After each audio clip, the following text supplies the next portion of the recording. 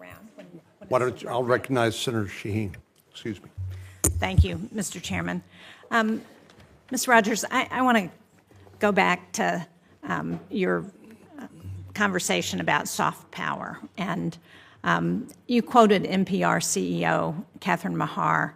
I'm a big fan of NPR. I think it does wonderful work. I think you neglected to provide the context for that quote. It was actually at the Atlantic Council's 360 Open Summit, which was a conference about tackling foreign disinformation, where Maher, who was not at that time the CEO of NPR, she was the CEO of Wikimedia, she discussed efforts to push back against disinformation, and her direct quote in response to the question of how to address foreign disinformation was, and I'm quoting, "The number one challenge that we see is, of course, the First Amendment in the United States. It is a robust protection of rights, and that is a protection of rights both for platforms, which I actually think is very important that platforms have those rights to be able to regulate what kind of content they want on their sites." She then said, "This makes it a little tricky to address some of the real challenges of where bad information comes from." So I just think it's important to correct the record on that issue.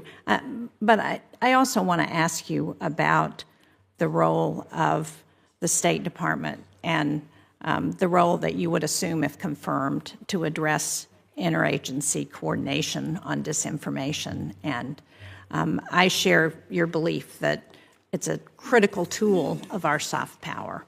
And I also agree with you about American access and innovation. I think when people have a chance to partner with the United States versus partnering with China, they're going to choose America every time. But if we don't have an apparatus which we can use to show what America's access and innovation is all about, then it's going to be really hard to get that message across to foreign governments. And that's sadly where we are, as Senator Kaine pointed out. The dismantling of the U.S. Agency for Global Media, of the Global Engagement Center at the State Department, put us at a disadvantage when it comes to foreign governments. We had a hearing in this committee at the beginning of the year where the experts testified that China is spending over $1 billion, billion with a B, a year on disinformation and misinformation campaigns across the world. And we no longer have an apparatus to address that. You also, your role is historically, the Undersecretary for Public Diplomacy and Public Affairs has represented the Secretary of State on the International Broadcasting Advisory Board, which I know you're familiar with. That's been a body that's been committed to protecting the editorial independence of U.S. Agency for Global Media networks and entities.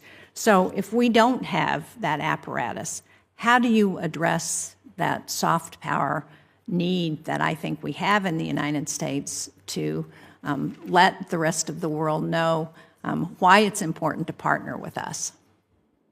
Thank you, Senator, for that question and for supplementing the record regarding the purported challenge posed by the First Amendment to countering disinformation. I just want to make clear the First Amendment shouldn't be a challenge to countering disinformation. And I draw here on the erudition of Justice Brandeis, who told us that. I didn't understand her to say that it was a challenge to countering disinformation. I think that the term was biggest challenge. It's a robust protection of rights that makes it that as we're thinking about addressing disinformation, we have to do it within the context of the First Amendment. Absolutely, Senator, and if confirmed, that will be my approach. I was quoting Brandeis here, who's had the best response, and this is a bit of a paraphrase because I don't have it in front of me, to fraudulent and fallacious information is more speech, not enforced silence. So that will be the approach of public diplomacy if I'm confirmed to this role. And I also thank the Senator for the opportunity to address what the Global Engagement Center did. The Global Engagement Center did foster interagency coordination. That was good. And if I'm confirmed, I'll do that. And the global... But that's my question, really, and I'm sorry to interrupt, but how will you do it if it's been dismantled? How will you do it if we no longer have Radio Free Asia, Radio Marti, the infrastructure to get out information to combat our adversaries?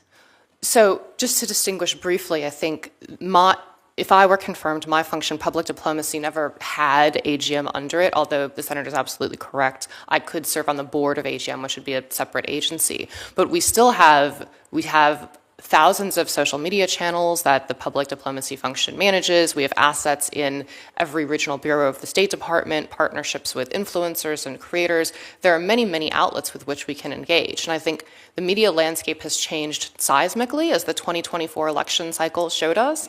2 hours on a podcast might reach more people than a week of appearances on legacy marquee media cable shows. So I just think we need to be agile and creative.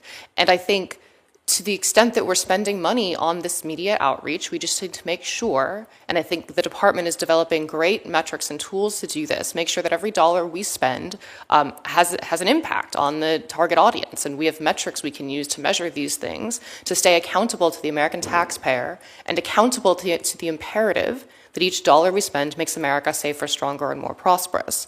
And the fact that the Global Engagement Center engaged with other agencies, that was great, and I'll engage with other agencies. I don't need the GEC to do that.